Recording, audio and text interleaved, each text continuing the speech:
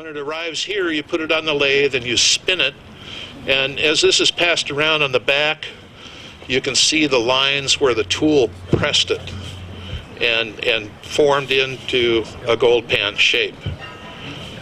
So this would have been replacing the pieced pan later on.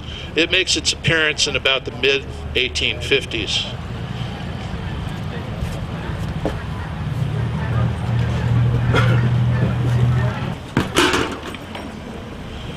Okay, after that, and again, this is a spun metal pan. I painted this one black, which of course the original wasn't, but I wanted to be able to see the gold in it better. And it has a little drop right here in the bottom. It's about 1/8 of an inch drop. And the purpose of that, of course, is to retain the gold.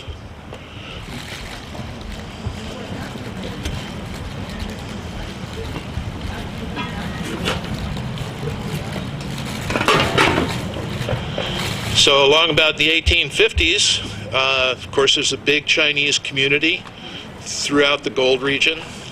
And one of the things that was invented at that time period was what's known as the Chinese Riffle. And it's actually a depression in the side of the pan. This one happens to be Canadian manufacture, but it's the only sample I could get of a Chinese riffle. You can also see this in the illustration and photographs from the time period. Usually they just had one riffle, would have been the top riffle in this example.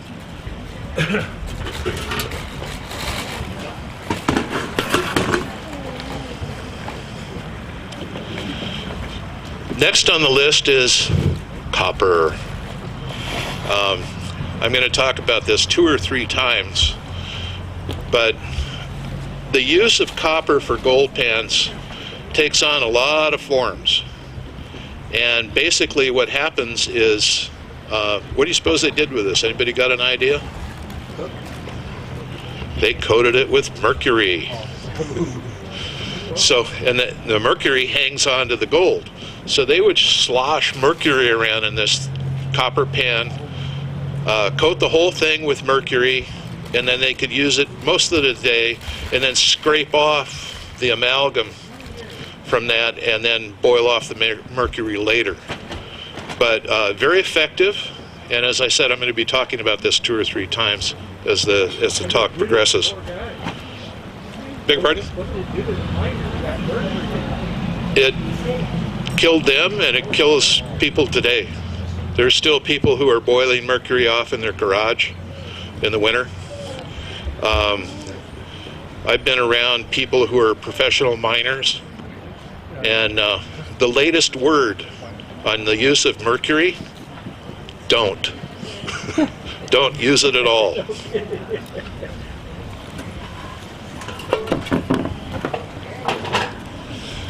Okay, and this is another, we're now up into the modern gold panning era, about the turn of the century. This pan comes out with a couple of riffles turned in metal. This one was used, it was the king of gold pans for about 40 years. Yeah. It's manufactured by Eastwing, or Ewing. You can still buy that pan up at Placerville Hardware. It's a neat pan. Beg pardon? Steel. They only sold this plastic. Test. Along with that gadget. No, they have those. Yeah. So then we get to the era of plastic pans, and by then riffles are standard issue. This is your basic classic plastic pan with riffles. It's got a little drop bottom on it, and it has riffles in the side Test. for capturing the gold.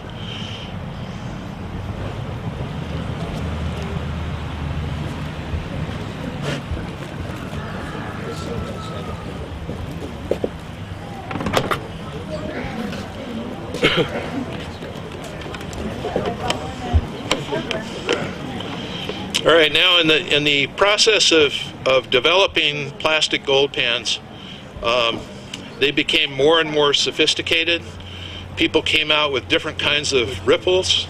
And I don't have a sample of what's known as a Garrett pan, but they had really deep, big riffles in them.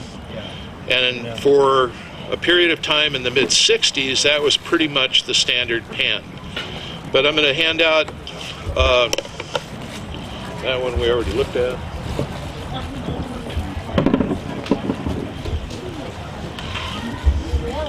I basically hand out the development of the modern riffle pan.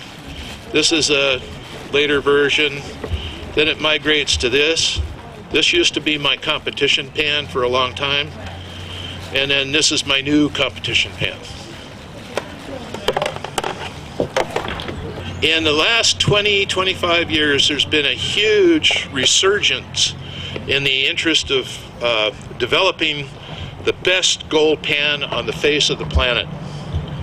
And the first one I remember seeing is this little gem here from Australia. Has that little metal trap in there. So all the gold's supposed to get concentrated in that little trap. I actually have not tried this yet. How long has that one been out? That pan's been around for 15 years or better. Here's another one that's got this little spout to pour off the last bit of gold or gravels and heavy sands. Other than that, it's pretty classic.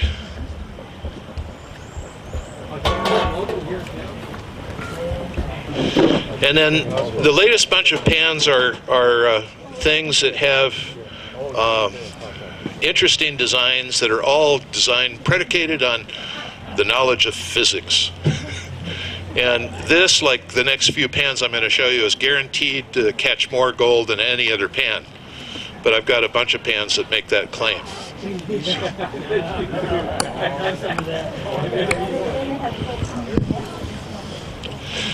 This one has a peculiar side design to it and a bunch of little bumps in the bottom.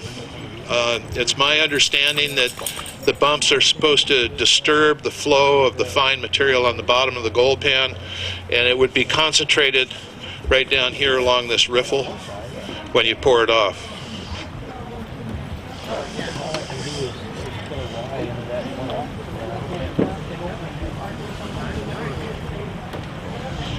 And then we have this one. This is designed, and I think it's out of Arizona. It's called the Trinity Bowl. Some people don't call this a gold pan at all. I do. But it has every contrivance known to man to capture gold on it. And of course, it's guaranteed to catch more gold than any other pan.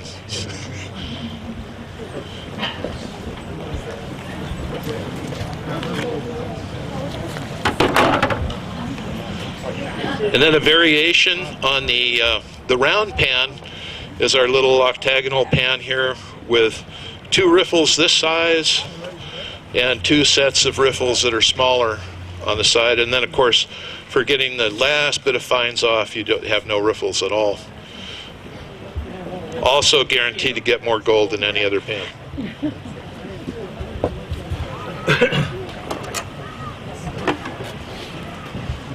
Now, if you remember that Chinese gold pan that I passed out in the beginning, these next two pans are variations on that. They're basically 1/2 of the Chinese gold pan.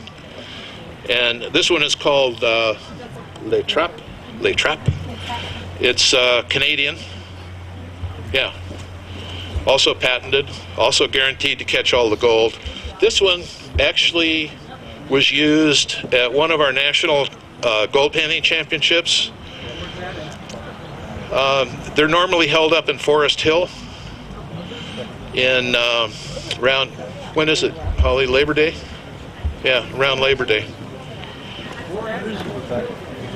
In the park, in the county park at Forest Hill. If you want to know more about that, since the question has been raised, you can access that event through the motherlodegoldhounds.com. It's also on it's on a reference sheet I've got in here. The person who was using this pan, I think I finished third or fourth that year, and my time was like 2 minutes and 30 seconds to recover all the gold that was in a plastic bucket, and that pan did it in 1 minute and 45 seconds, substantially faster. And the technique is basically, I can show you on this one, the technique is shake, tip, and dip. So you dip it in once to get all the top material off, reconcentrate the fines and the heavy material on the flat bottom, tip it, and dip it.